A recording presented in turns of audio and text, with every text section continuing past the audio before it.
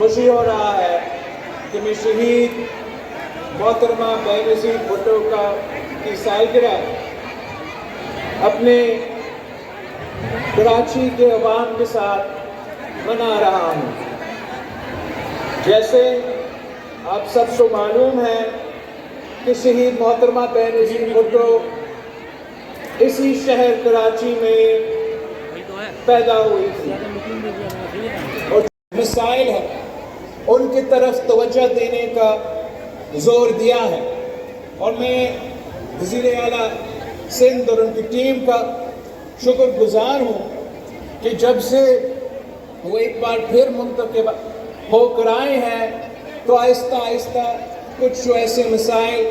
Interim government کے دوران پیدا ہوئے وہ اب ایڈریس ہوتے جا رہے ہیں۔ ہمارے یہاں جو امن کا مسئلہ ہے اس پہ وزیر اعلیٰ اور اپنی ٹیم دن رات محنت کر رہے ہیں،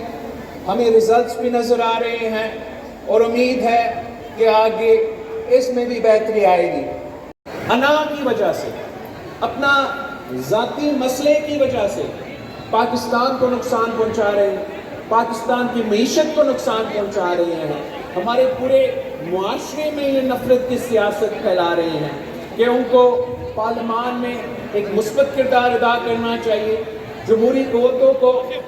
قوتوں سے بات کرنا چاہیے تاکہ ہم اپنا جمہوری نظام کو بہتر بنا سکتے ہیں، فعال بنا سکتے ہیں، اور وہ جو پارلیمان جس کے لیے میرے لیاری کے عوام نے شہادتیں قبول کی ہیں، جس کے لیے پاکستان بھر کے عوام نے شہادتیں قبول کی ہے، جس دن ہم پارلیمان کو طاقتور بنا دیتے ہیں، جس دن تمام سیاسی جماعتیں ایک ہو کے یہ فیصلہ کریں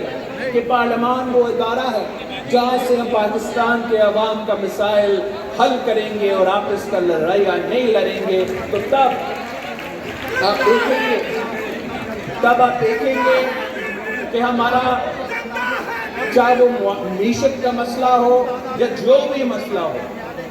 تب ہم وہ مسائل کا ویسے حل نکال سکتے ہیں جیسے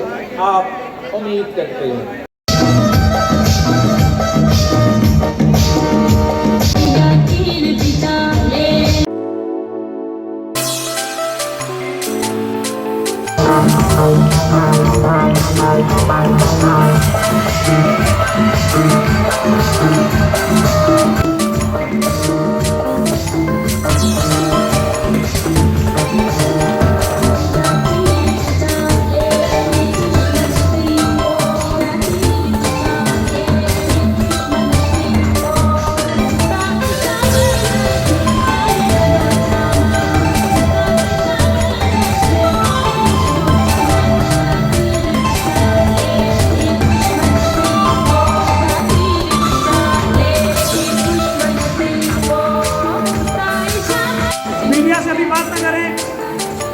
کوئی میڈیا سے بات نہ کریں، بیٹھ جائیں، برائے مہربانی بیٹھ جائیں، تلاوت کرنے لگے اور جلسے کا آغاز کرنے لگے،